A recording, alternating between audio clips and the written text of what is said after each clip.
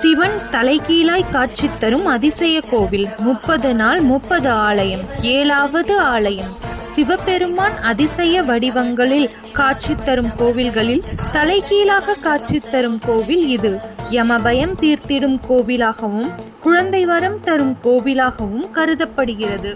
இத்திருக்கோவில் ஆந்திரா மாநிலம் பீமாவரம் அருகில் உள்ள யனமதுரு ஸ்ரீ பார்வதி அம்பிகா சமேத சக்தீஸ்வரர் ஆலயம். ஆலயத்தில் வேறு எங்கும் பார்க்க முடியாத வண்ணம் குழந்தை முருகனை மடியில் கிடத்திக்கொண்டு தாய்மையே வடிவாக பார்வதி தேவி காட்சியளிக்கிறார். யமன் பூஜித்த தலம் ஆதலால் ஜாதகத்தில் அபமித்ருயு தோஷம் உள்ளவர்கள், ஜாதகத்தில் கண்டம் உள்ளவர்கள் இங்கு வந்து இறைவனையும் அம்பிகையையும் ஒரு சேர தரிசித்து செல்ல யம பயம் நீங்கும் என்பது ஐதீகம்.